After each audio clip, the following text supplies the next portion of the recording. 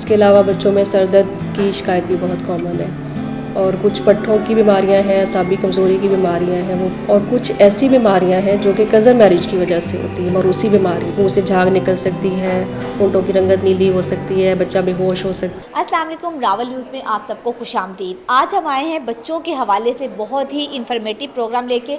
आपको बताएंगे कि बच्चों में दिमागी मसाइल बहुत ज़्यादा पाए जाते हैं, उनको दौरे पड़ते हैं, झटके लगते हैं, सर में दर्द होता है, इस तरह की बेतहाशा बीमारियां जो हमारे बच्चों में होती हैं लेकिन हमें उनका पता नहीं चलता।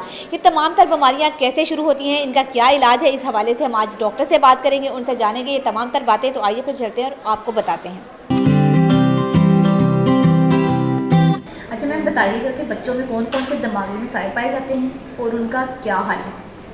अस्सलाम वालेकुम, मेरा नाम डॉक्टर इरम जावेद है और मैं कंसल्टेंट पीडियाट्रिक न्यूरोलॉजिस्ट हूँ, यानी चाइल्ड न्यूरो फिजिशियन। और मैं पिछले कई साल से बतौर हेड ऑफ डिपार्टमेंट यहाँ पे अपनी खिदमात सर अंजाम दे रही हूँ। बच्चों में मुख्तलिफ़ किस्म के दिमागी अमराज पाए जाते हैं और कुछ अमराज बहुत कॉमन हैं और वो है बच्चों में पड़ने वाले दौरे, झटके या मिर्गी के दौरे या जो बुखार के साथ बच्चों को दौरे पड़ते हैं। इसके अलावा कैल्शियम की कमी की वजह से, मैग्नीशियम की कमी की वजह से भी दौरे झटके पड़ते हैं। इसके अलावा जो बच्चों को गर्दन तोड़ बुखार हो जाता है या सरसाम हो जाता है, उसकी वजह से भी दौरे झटके पड़ते हैं। इसके अलावा बच्चों में सर दर्द की शिकायत भी बहुत कॉमन है और कुछ पट्ठों की बीमारियां हैं, असाबी कमज़ोरी की बीमारियां हैं, वो भी बहुत कॉमन है। और कुछ ऐसी बीमारियां हैं जो कि कज़न मैरिज की वजह से होती है, मरूसी बीमारियां हैं, वो भी बहुत कॉमन है बच्चों में। अच्छा, वो कज़न मैरिजेस वाली थोड़ी जी, बताएं। उसमें जो कॉमन हम देखते हैं वो वाली बीमारियां जिसमें बच्चा एक ख़ास एज तक बिल्कुल नॉर्मल होता है, वो अपने सारे माइलस्टोन अचीव करता है और आहिस्ता आहिस्ता क्या होता है कि उसका दिमाग सिकुड़ना शुरू हो जाता है और वो जो माइलस्टोन उसने अचीव किए होते हैं, जैसे कि चलना फिरना, आहिस्ता आहिस्ता वो चलना फिरना छोड़ देता है, बैठना छोड़ देता है, बातचीत करना छोड़ देता है, समझ बूझ भी उसकी ख़त्म हो जाती है। इसको न्यूरो डिजनरेटिव ब्रेन डिसऑर्डर्स कहते हैं। ये भी बहुत कॉमन है और इसकी मेन वजह ख़ानदान में नस्ल दर नस्ल ख़ानदान में शादी है। अच्छा, एक आपने भी बोला है कि असाबी कमज़ोरियाँ और जो है मुख्तलिफ मसाइल हो जाते हैं, उनका थोड़ा थोड़ा सा बताएं कि इनका क्या हल है और किस तरह से पता चलता है कि बच्चे में ये तमाम चीज़ें जो है वो हमारे बच्चे में मौजूद हैं, तो क्या करना चाहिए पेरेंट्स को उस टाइम। जो पट्ठों और असाबी कमज़ोरियाँ हैं उनकी बीमारियाँ, उनको न्यूरोमस्कुलर डिजीज़ का एक ग्रुप है, उसमें इसको क्लासीफाई करते हैं। और इसकी अलामत क्या होती हैं कि पैदाइश से ही शुरू हो जाती हैं। कुछ तो इतनी सीवियर डिजीज़ होती हैं कि वो पैदाइश पे ही ज़ाहिर हो जाती हैं, बल्कि इतनी सीवियर होती हैं कि माँ के पेट में हमल के दौरान ही शुरू हो जाती हैं। यानी कि उसमें पट्ठों की अगर शदीद कमज़ोरी होगी तो माँ के पेट में जो है ना उसकी हरकत बच्चे की कम होगी। अगर हम माँ से पूछें कि आपको बच्चे की हरकत कैसी महसूस होती थी, तो वो कहेगी कि बहुत कम हरकत करता है। और इसी तरह से बच्चा जब पैदा होगा तो फ़ौरन बाद जो है वो बच्चे को सांस की बीमारी हो जाएगी, क्योंकि सांस के पट्टे भी कमज़ोर होंगे, फीडिंग डिफ़िकल्टीज़ होंगी, यानी वो प्रॉपर फीड सकिंग वगैरह भी नहीं कर पाएगा। और उसका जो गर्दन संभालना, बैठना, चलना फिरना, वो भी सारा आम बच्चों की निस्बत वो लेट सारे ये काम करेगा। और फिर ये है कि जो बच्चे शुरू में नॉर्मल होते हैं, कुछ एक ख़ास एज पर जाकर उनमें अचानक वॉकिंग डिफ़िकल्टी स्टार्ट हो जाएगी, चलने फिरने में लड़खड़ाहट स्टार्ट हो जाएगी, चलते फिरते वो अचानक से जल्दी जल्दी गिरना शुरू हो जाएंगे या फिर बिला वजह वो जल्दी जल्दी थक जाएंगे। यानी वो आम बच्चों की निस्बत वो रेस नहीं लगा सकेंगे उनके साथ। तो ये जल्दी थकावट होना, ये माइस्थीनिया ग्रेविस इसको कहते हैं, ये भी एक पट्ठों की बीमारी है।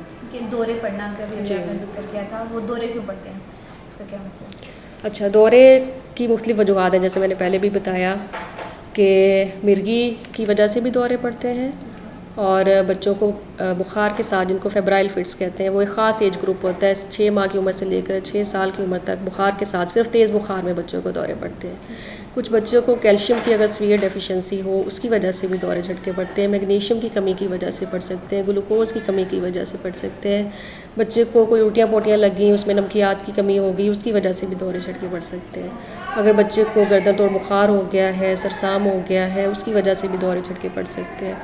अगर बच्चे को कोई फालज का अटैक हो गया किसी भी वजह से, उसके दौरान भी दौरे झटके पड़ सकते हैं। अच्छा, सारी चीज़ों का हल क्या है, पेरेंट्स को क्या करना चाहिए कि मतलब खुद से अगर पेरेंट्स को कर सकते हैं घर में तो थोड़ा बहुत वो बताएं और उसके बाद डॉक्टर के पास आने के हवाले से भी सारी थोड़ी सी डिटेल बता दें। जो झटके जो होते हैं ना, वो मुख्तलिफ़ किस्मों के होते हैं।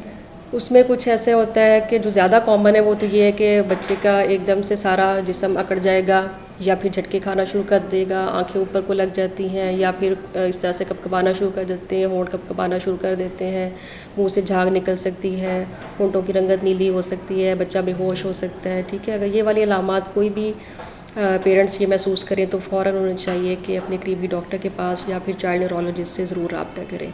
और इसके साथ साथ उसका वक्त और दौरानिया ज़रूर नोट कर लें, और जो उसके साथ बाकी सिम्टम्स हैं, जैसे कोई बुखार तो नहीं था या इस तरह की कोई चीज़ तो नहीं थी, वो भी ज़रूर नोट करें और फ़ौरन डॉक्टर से रुजू करें, क्योंकि जितनी जल्दी इसकी तशख़ीस होगी उतना ही इसका इलाज बेहतर होगा और उसका फ़ायदा भी ज़्यादा होगा, यानी उसका आउटकम जो है वो नतीजा जो है वो उसका अच्छा निकलेगा।